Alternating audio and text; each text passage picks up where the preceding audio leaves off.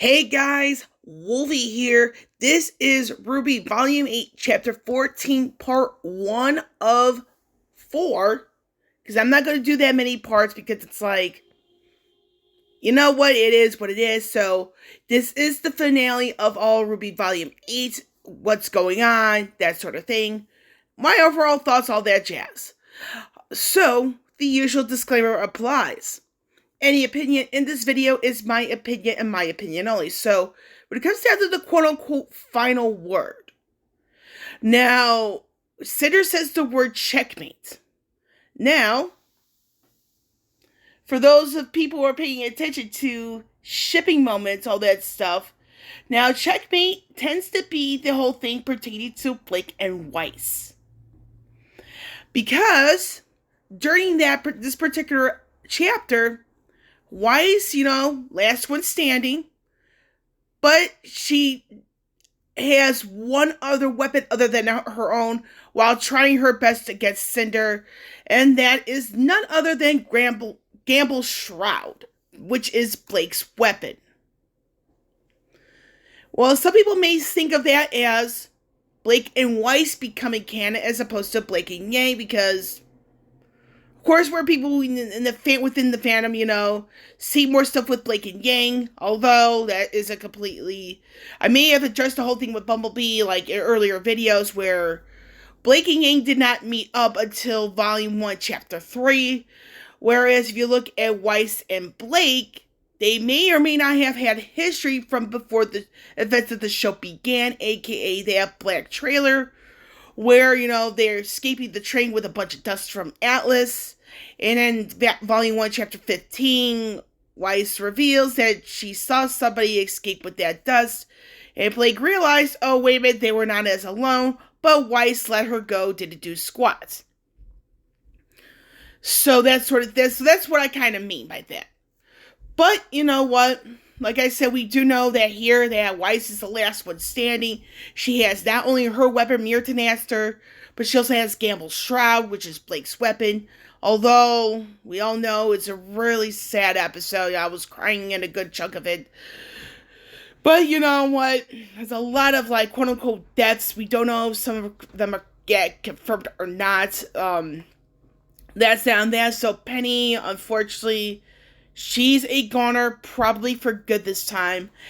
And the whole thing that her request, in my personal opinion, for John to kill her, is like, I had a feeling it was going to happen when the staff was used to get her to a human form. So I do feel that Penny got more deaths, in the sense of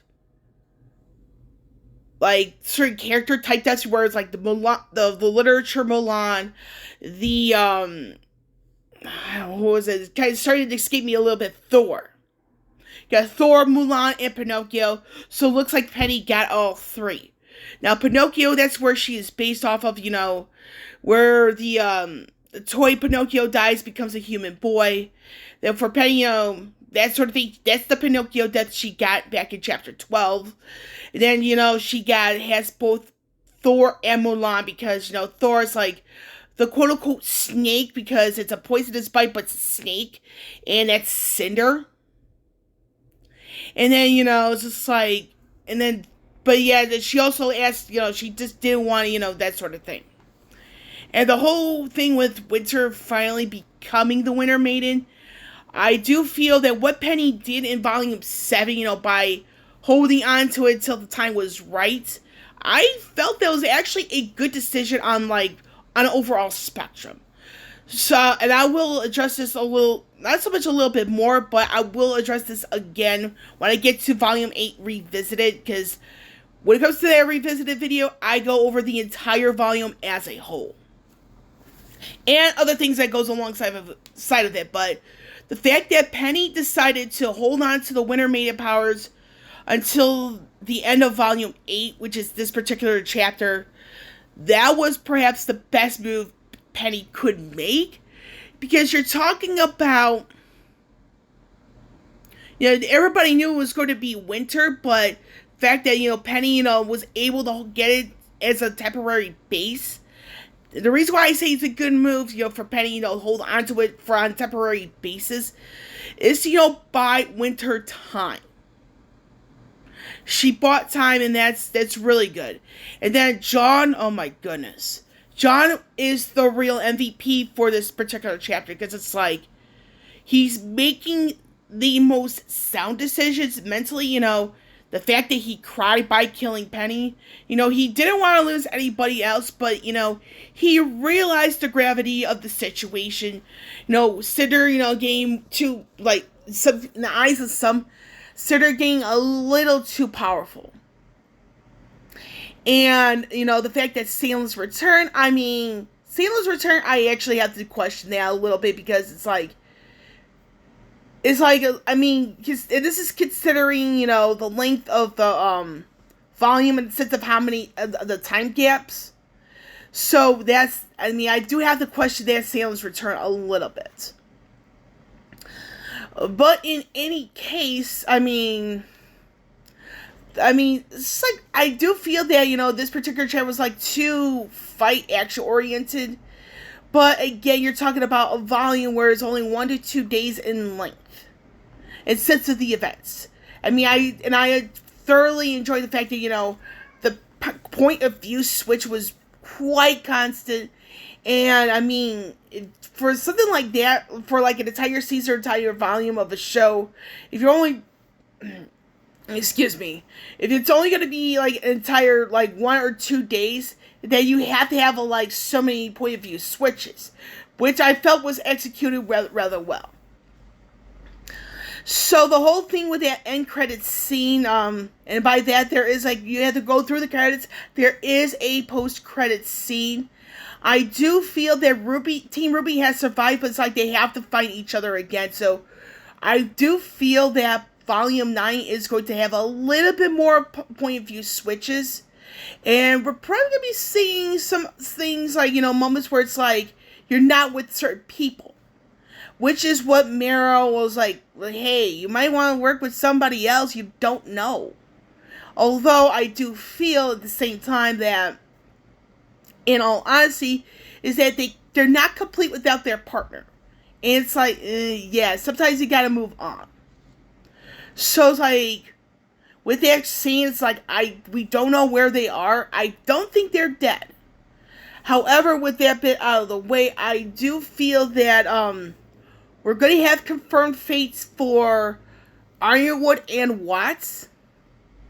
And the reason why I feel we're going to see confirmed fates for those two in Volume 9 is because we kind of know what happened, with Watts. He was in the burning, being trapped inside a burning building. So we're going to get confirmed fate for him pretty soon. Ironwood, if he survives everything that happened in Volume 8, he is a dead man for Volume 9. He is a dead man. Because he has no one to rule over. And with Cinder, on an overall scale, I'm going to say this right now. I honestly do feel that she is becoming a particular character from the Final Fantasy franchise. This particular character is from Final Fantasy VI. It is the main antagonist from that particular video game, known as Kefka Palazzo.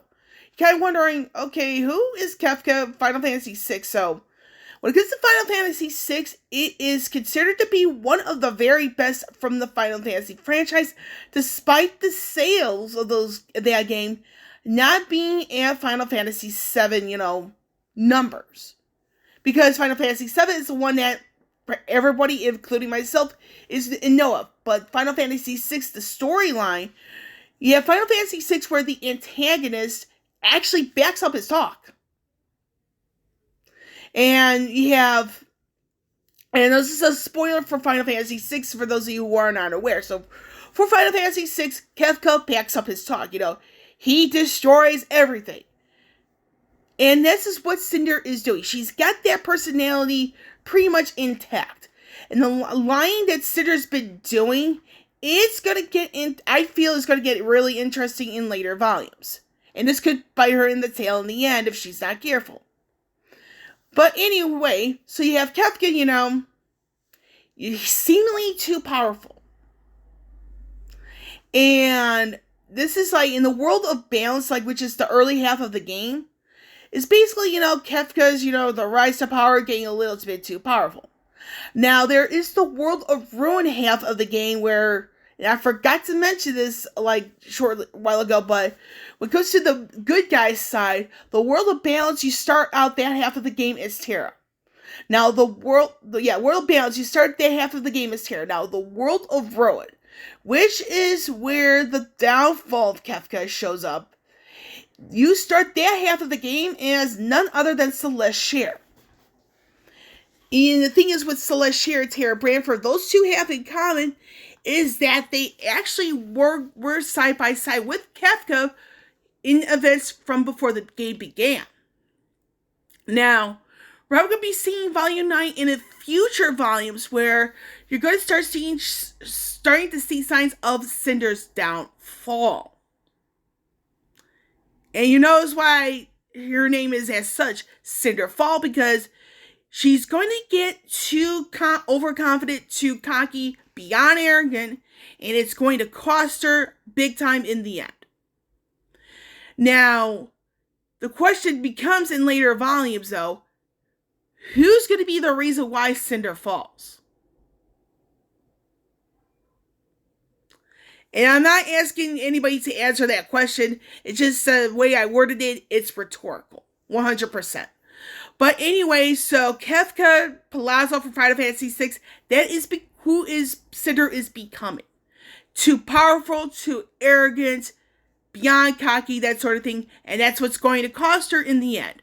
Now, the fact that I'm not surprised at all she double-crossed Neo, so we're probably going to be seeing certain characters in the other volumes where it's like, you have Neo, Jean, and Neo's uneasy alliance with Team RWBY.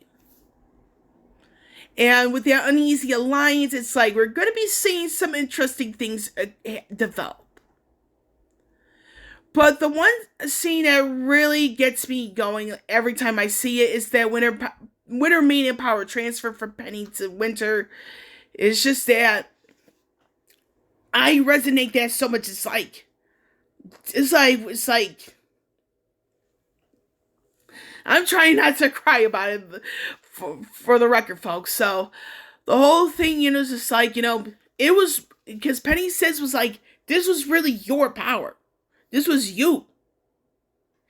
And then, Winter saying, I'm just a sheep blindly following orders. But it's like,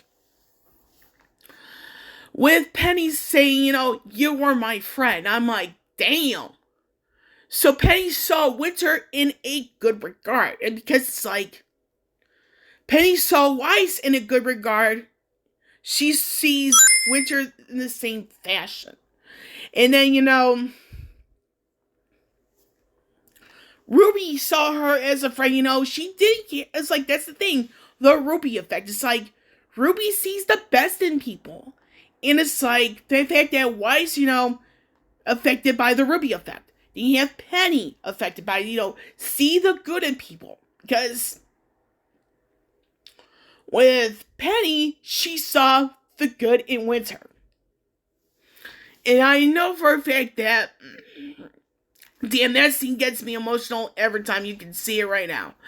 With Winter, it's just like, Winter's going to become, like, not only the Winter Maiden, but the person she needs to be for Weiss. And the whole thing with Winter, now, is that she has the indirect RWBY effect because of Weiss. Because it's like, letting people live, that sort of thing. Choosing life.